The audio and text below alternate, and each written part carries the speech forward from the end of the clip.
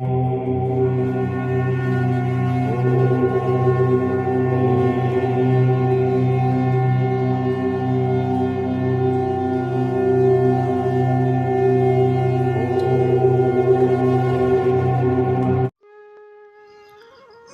आप सभी को। आज का जो वीडियो है, इससे पहले जो मैंने पिछली वीडियो डाली थी सीख द्वारा खोर देखकर रोगी को जो है ठीक करने का, तो उसमें मैंने आखिरी में बताया था कि अगर 2 बार सीख बढ़ती है तो उसको तोड़कर जो है आप फिर मंत्रों का उच्चारण करके फिर नापिएगा। तो अगर तीसरी बार में बढ़ जाती है तो समझ लीजिए कि उस विधि से जो है रोगी ठीक नहीं होगा, उसको जो है दूसरे तरीके से ठीक करना होगा। अगर तीसरी बार में नहीं बढ़ती है तो समझ लीजिए कि आपने जो संधान किया है, जो आपने उपाय किया है, उसमें आपको कामयाबी मिल गई है, अब वो ठीक हो जाएगा। तो जो दूसरी विधि है वो मैं आज बताने जा रहा हूँ आपको, इसको ध्यान से सुनिएगा। तो उस विधि से अगर नहीं ठीक होगा तो ये जो आज की विधि है मैं बता रहा हूँ, इसको आप अगर करेंगे तो इससे आपको ज़रूर सफलता मिलेगी। तो वो इस वजह से नहीं हो रहा है जो पहले वाले प्रयोग से, कि वो उससे ज़्यादा ताकतवर जो मतलब जिसको कहते हैं कि उस जो तंत्र विद्या जो उसके ऊपर इस्तेमाल की गई है, वो जो आप कर रहे हैं प्रयोग, उससे ज़्यादा प्रबल है, वो उस विधि से नहीं कटेगा, ये दूसरी विधि से कटेगा। प्रयोग वही रहेंगे लेकिन विधियाँ बदल जाएंगी। तो विधि आप ध्यान से सुनिएगा कि कोई भी जो है आपको जो है गलती करने का मौका ना मिले, क्योंकि गलती करेंगे तो फिर आपकी सारी जो मेहनत है वो व्यर्थ चली जाएगी। आपको पहले करना है, सबसे पहले रोगी के ऊपर से जो है एक मुट्ठी जो उड़द होते हैं साबुत, उसको उसके ऊपर से 11 बार उतार कर एक साइड में रख लीजिए। फिर उसके बाद एक नींबू लीजिए, उसको भी 11 बार उतार कर एक साइड में रख लीजिए। फिर एक मिट्टी के दिए में, छोटा जो दिया होता है उसमें मीठा तेल डालिए, मीठा तेल डालकर उसको उजागर करिए। ध्यान रखिएगा ये दिया जो है आपका जब तक पूरा प्रयोग ख़त्म नहीं हो जाता है तब तक ये जो है बुझना नहीं चाहिए। अगर ये बुझ गया तो समझ लीजिए बहुत ही दिक्कत होने वाली, दोनों में से एक को, ये सोच लीजिएगा। और इस प्रयोग को करने से पहले सबसे पहले 3-4 मंत्रों से अपना जो है सुरक्षा कर लीजिएगा, क्योंकि ये थोड़ी सी विधि उग्र टाइप है। तो ज़रूरत है आपको सुरक्षा की। एक सुरक्षा कवच से नहीं, कम से कम 3-4 अलग अलग मंत्रों से अपनी सुरक्षा करिएगा। तो उसके बाद फिर आपको क्या करना है, दाना देखना है। दाना देखने की जो विधि है वो मैं आज आपको बताऊंगा। विधि तो लंबी है लेकिन मैं इसको 3-4 पार्टों में ही आपको बता पाऊंगा, क्योंकि बहुत लंबी हो जाने की वजह से शायद बोरियत महसूस हो आपको, इसलिए मैं इसको कुछ खंडों में विभाजित कर दूंगा।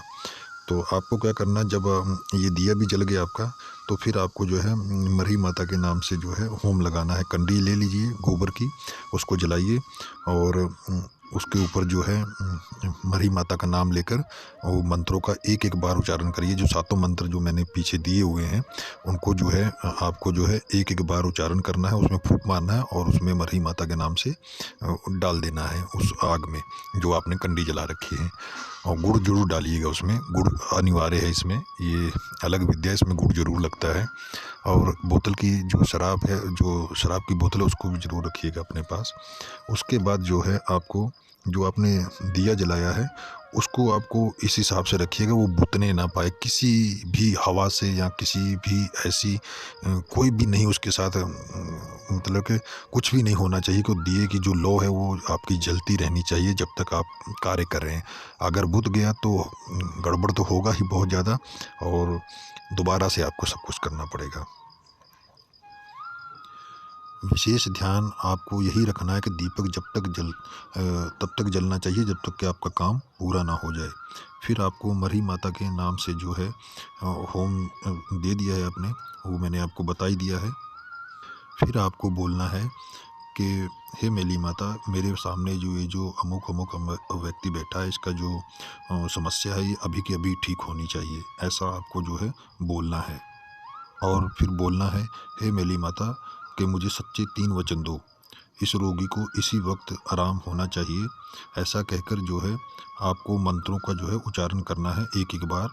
और जो है जैसे ही 7वां मंत्र, आखिरी मंत्र है 7वां, उसको पढ़ेंगे। सभी मंत्रों को एक एक बार पढ़ना है, 7 मंत्रों को। तो जब 7वां मंत्र जब पढ़ेंगे तो जब आप 7वें मंत्र पढ़ लेंगे तो जो है एक चुटकी से जो है आपको वो जो दाने रखे हैं जो आपने उतार के रखे थे साइड में, तो चुटकी जैसे हम लोग जैसे नमक उठाते हैं तो चुटकी से उठाते हैं, इस हिसाब से आपको दानों को उठाना है। कितने दाने आते हैं वो नहीं आपको देखना है, आपको सिर्फ चुटकी से उठाना है कितने दाने आए हैं ये आपको देखना है। और जैसे चुटकी से आप वो दाने उठाएंगे तो वो जो आपका दिया जलाया हुआ है जो आपने, उसके चारों तरफ घुमा कर तो एक साइड में रख दीजिए। ऐसा आपको लगातार 3 बार करना है, मतलब कि 3 बार आपको मंत्र पढ़ते हुए जो है दाने उठाने। जैसे एक बार 7 मंत्र पढ़े, एक बार चुटकी से दाने उठाए, फिर दोबारा 7 बार मंत्र पढ़ने, फिर चुटकी से दाने उठाने हैं। और सबको जितनी बार दाने उठाएंगे तीनों अलग अलग ही रखने हैं, आपको इकट्ठा नहीं रखने हैं। जब 3 बार हो जाएगा आपका तो फिर मंत्र पढ़ते हुए पहली बार आपने चुटकी से दाने उठाए थे वो आपको गिनने हैं, फिर दूसरी बार जो उठाए वो गिनने हैं, और तीसरी बार उठाए वो गिनने हैं। आपको साइड में जो है गिन के तीनों ढेरियों को अलग अलग रख लेना है। अगर पहली ढेरी में जो है दाना ऊना हो तो तीनों में ऊना ही निकलना चाहिए, तभी आपके सच्चे वचन होंगे। अगर पूरा हो तो तीनों जो अलग अलग होंगे, ये मैं आपको जो है एक पर्ची के ऊपर लिख कर जो है बताऊंगा कि कैसे ऊना होता है और कैसे पूरा होता है। ये मैं अगली वीडियो में आपको बताऊंगा। ये आपको ऐसे बोलने से समझ में नहीं आएगा मुझे लगता है, क्योंकि परेशानी होगी कि कैसा होना चाहिए। तो आज का यहीं तक वीडियो मैं बनाता हूँ। तो अगली वीडियो में आपको जो है मैं लिख कर बताऊँगा, क्योंकि आज मैंने लिखा नहीं है कि मुझे लिखना चाहिए था कि कैसे ऊना कैसे होता है। उसकी मैं फ़ोटो खींच कर इसमें डालूँगा कि आपको पता लगना चाहिए कि पहली डेयरी में पहला वचन कैसा होता है, कितने दाने होते हैं, और दूसरे वचन में कितने होते हैं, और तीसरे वचन में कितने होते हैं। इंतज़ार करिए अगली वीडियो का, मैं ज़रूर उसको लिख कर समय निकाल कर ज़रूर इस वीडियो को डालूँगा कि आपको जो है इस विद्या के बारे में पूरी जानकारी हो। मैं कोई भी विधि नहीं छिपाऊँगा, क्योंकि मैं सिर्फ दे रहा हूँ जन कल्याण के लिए कि आपको ये विद्या आनी चाहिए। ऐसा नहीं कि मैं कोई पैसे मांग रहा हूँ या पैसे ले रहा हूँ या कोई पेड ग्रुप चला रहा हूँ, नहीं। मेरा कोई भी लक्ष्य ऐसा नहीं है, मुझे कोई पैसों का लालच नहीं है। मैं सिर्फ आपको जो ईश्वर ने मुझे ज्ञान दिया है किसी न किसी रूप में मुझे प्राप्त हुआ है। मैंने भी कई गुरुओं से शिक्षा अलग अलग ली है, दीक्षा लिए, अभी भी सीखता हूँ। सीखना अभी भी जारी है। ऐसा नहीं कि मैं निपुण हो चुका, नहीं। ज़िंदगी में कभी भी कोई निपुण नहीं होता है, ना ही उसका कोई लक्ष्य पूरा होता है। एक लक्ष्य पूरा होने से पहले दूसरा लक्ष्य उसके मन में आ जाता है, जिसे हम लोग अपनी जो आकांक्षाएं बोलते हैं, तो ये कभी नहीं ख़त्म होती हैं। तो इसलिए जो है अब जो है मैं इस वीडियो को यहीं पे समाप्त करता हूँ। अगली वीडियो में आपको जो है लिख कर बताऊँगा कि कैसे ऊना होता है, कैसे पूरा होता है, पहला वचन कैसे है, तो कितने दाने होने चाहिए। तो आशा करता हूँ कि मेरी इस वीडियो से आपको ज़रूर लाभ मिलेगा। आज्ञा दीजिए, फिर मिलूँगा इसी पार्ट का दूसरा भाग लेकर। तब तक के लिए नमस्कार।